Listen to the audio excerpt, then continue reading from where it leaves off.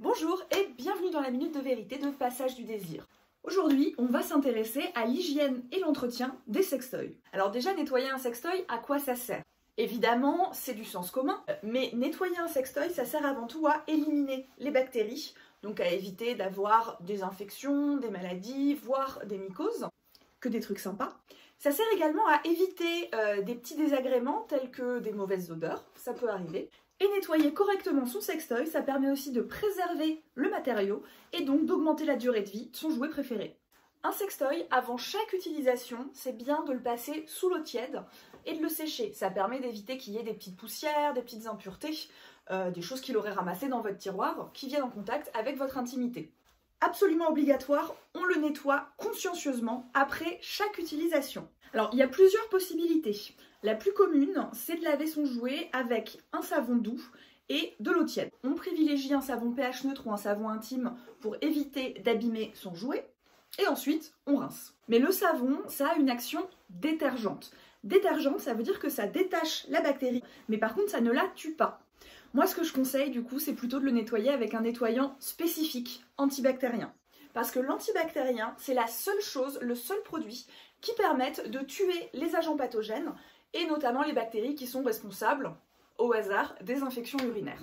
Si votre sextoy est utilisé aussi par votre partenaire, ou si c'est un sextoy à usage anal, c'est super important de bien utiliser un antibactérien spécifique.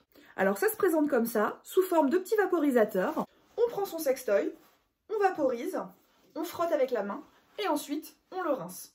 Et ouais, c'est pas plus compliqué que ça.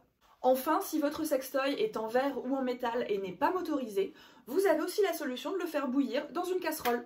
Dans tous les cas, vous vous en doutez, on évite le lave-vaisselle, le gel hydroalcoolique ou encore le liquide vaisselle. Tout ça, c'est des choses qui pourraient endommager votre sextoy et qui, si vous ne les avez pas bien rincés, pourraient entrer en contact avec vos muqueuses et, comment vous dire, liquide vaisselle et muqueuse, ça fait pas vraiment bon ménage. Une fois qu'on a bien lavé et consciencieusement rincé son sextoy, on ne le pose pas sur le rebord du lavabo.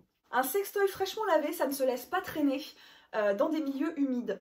Tout simplement parce que c'est là que prolifèrent le plus facilement les bactéries.